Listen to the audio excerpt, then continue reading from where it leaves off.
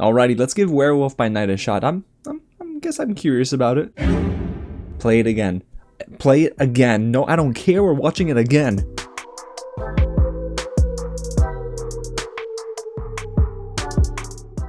What's going on, everyone? James here with another real review, and today we're going to get into all of my thoughts on Werewolf by Night, which debuts on Disney Plus this week. And a huge thank you to the team over there at Disney Plus for giving me the chance to watch this early for review. It is rated TV 14, and it's directed by Michael Giacchino, one of the best composers and one of my favorites of all time. This is his, I would say, in a way, feature film debut. It's more of a TV special, but he's only directed one short film before this. So I'm really excited to talk about what he did in this film. And guys, let me tell y'all, this is a movie that I had not too much knowledge about before getting into it.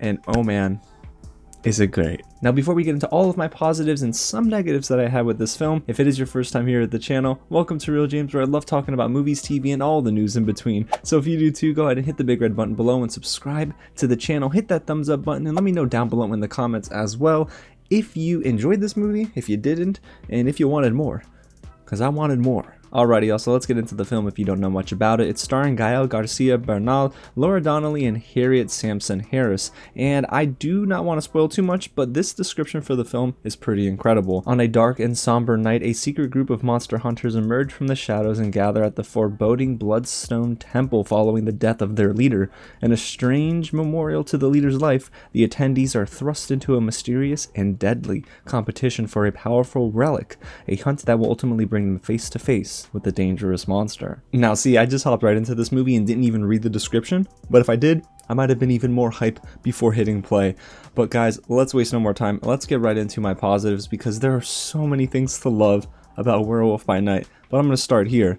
This is the most fun I've had with the movie in a very long time. It's only 53 minutes long, but boy does this film pace itself so well. Director Michael Giacchino expertly crafts so many areas of this film, beginning with the aesthetic. Man, I was in love with this black and white vintage feel. It really does pay homage to the 30s and 40s horror films, and hey, listen, it doesn't always have that feeling. Every now and then I do think that it gives off a digital feel in a way, but I do love how well everything married one another. The score, the cinematography, even the lighting, and we'll get into the acting, but every area of Werewolf by Night complements each other very well. And what I love so much about this film is that it just gets better and better as you go along, especially all of that build-up into the third act. Lately, I've been seeing a lot of movies this year where the build-up doesn't really justify the ends, and here I think that this does a really good job at giving you breadcrumbs, letting you into the lore and the mythology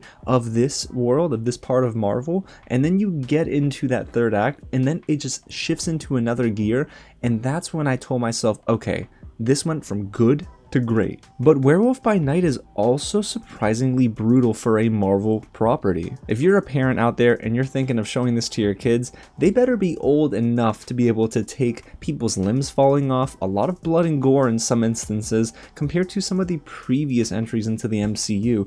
But I think that it wasn't excessive. Michael Giacchino knew exactly how much to add and when to add it, and man, did it work. It had a lot of weight, and it added a little bit to that spooky factor in the third act. And I know we just touched on the cinematography a little bit, but I do want to expound upon it because Zoe White's cinematography here is incredible. One of my favorite shots of the year, if not my favorite shot of the year, is found in Werewolf by Night, where you get a slow pan into Laura Donnelly's face as she expresses so much horror at the monster transforming in front of her, and you see shadows behind Laura Donnelly, and you see this monster transforming, and it is absolutely gorgeous. And I just, listen, if you know me, I'm a sucker for cinematography, so it was incredible to see it executed so perfectly in Werewolf by Night. Okay, so outside of the technical aspects, I do want to dive into the acting here, because there are two standouts for me and I just want more of them in the MCU. Gael Garcia Bernal and Laura Donnelly. I want both of these characters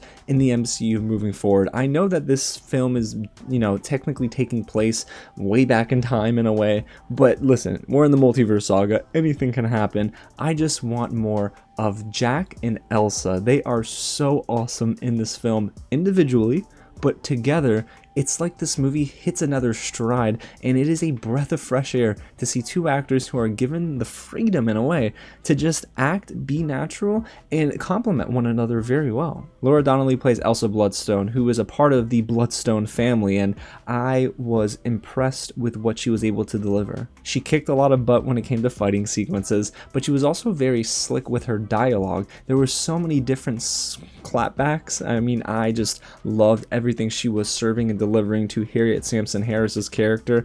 I mean, there's so much to really love about the way she carries herself on screen. So Laura Donnelly was just an A+ performer here. But you also have Gael Garcia Bernal, who I've actually really enjoyed, but he's been in some bad movies. Here, I think he's doing something different, but he feels like he's having fun. He plays Jack, who has a special connection, and I'm not going to say with who or what, but Jack is a character that at first is a little bit mysterious. He seems like he is that quiet type, but you start to understand this character as the movie goes on, and he becomes a favorite of mine. But of course, in any movie like this, there's always that one character who is the clear antagonist that you're rooting against, and that is Verussa, who is played by Harriet Samson Harris. Now, mind you, this is a character that I'm like, I don't like her, but I like the acting. She does such a good job in this film at making the audience root against her, but at the same time, she's not over exaggerating this villainous tone. She is really just working in this slice of the MCU. I just love the setting that they place these actors in, and it feels like the script is working with them rather than against them. And if you're wondering about the monster designs, well, we only really see 2 monsters in this film. The others are not living, but I do like the prosthetics and the work for those monsters that you would see on the walls, for example. But the monsters that are moving, that you see on screen, whether it be fighting or running among the shadows, I think that they do a good job. Now, it's in black and white, so if there were any sort of inconsistencies with the CGI, it's tough to pick out, but I do think, for the most part, it looks really clean. And before we move into the negatives, you're probably wondering, well, how the heck is the werewolf in Werewolf by Night? Brutal, unforgiving, but also, I feel the take on the design for this werewolf in the film, it works for me. It actually is different than what you expect from those classic horror movies. And I like that there's a fresh take, but I also feel that the movie did a good job at not revealing this werewolf too early. It waited until the 3rd act, and that, to me, is a win, because I would hate for them to almost use up all of their goodwill, and then by the end you're just, you're not surprised that the werewolf's on screen again. But no, the werewolf showing up later in this film, it was actually the right decision. Alrighty, so we got some good acting, amazing technical elements, awesome direction and cinematography, but what else is there with Werewolf by Night? Well, there's a couple negatives that I have here. So I watched the trailer during D23 and I figured this final product is going to be very much a vintage film that even sounds like it, looks like it, but for the most part, it didn't necessarily have that. Is it a negative? No, but is it something that I wanted more of? Yes, because the score, the way the film looks, it does have a modern approach. The only difference is that it has a black and white filter and the blood is in bright red. You can tell that there are elements here that do pay homage to the 30s and 40s horror movies, but I don't necessarily think it looks too much like a vintage take on this world. It's not necessarily something that I thought, oh my gosh, they're really going for it. It actually sounds and looks like a 30s horror movie. Instead, it has the appeal, but only to a degree, you know? It definitely looks like it was filmed with a digital camera, so you can tell that they weren't using film, but hey, I'm not mad at it. You know, it's something that I have to understand, at least, not all audiences will connect with, and it still has to work within the framework of the MCU. So, alright, not too terrible. I'll stop ranting on this, but it is something that I wish we would have gotten more of in the movie. And the second negative is kind of not a negative. I'm serious. Guys, I know 53 minutes, if done properly, can be great. It doesn't matter how long a movie is, right? As long as it's executed properly on all fronts. But I just wanted more. I wanted another hour of this movie, but it's because I fell in love with the characters of Jack and Elsa. I wanted more of them together.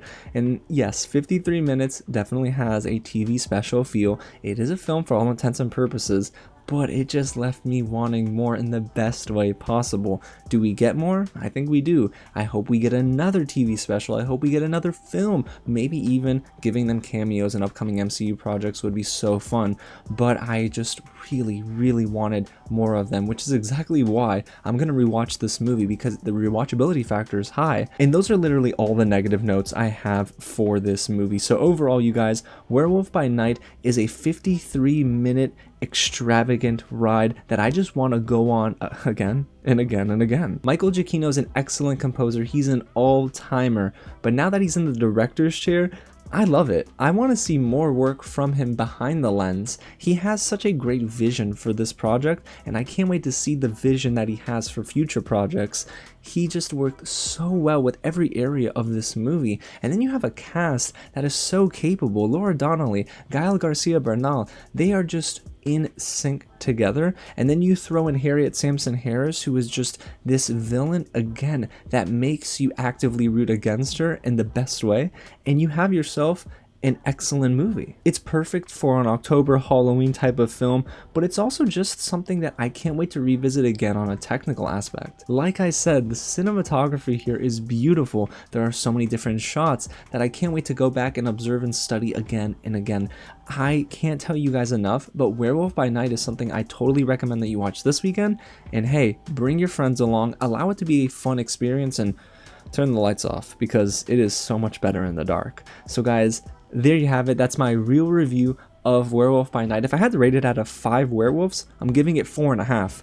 The other half was maybe eaten by the werewolf. But man, I loved my time with this. Michael Giacchino, great work. So again, guys, there you have it. That's my real review of Werewolf by Night. Let me know in the comments, though, what you think of this film. Do you agree with me? Do you disagree with me? Are you kind of in the middle? And where does it rank for you in the MCU? Because it's going up, y'all. It's going up. And go ahead and hit the thumbs up button if you want more reviews just like this. Alrighty, y'all, again, thank you so much for watching, and I'll catch you at the next screening. And if I hear a werewolf outside my window, I might just try to make friends with it.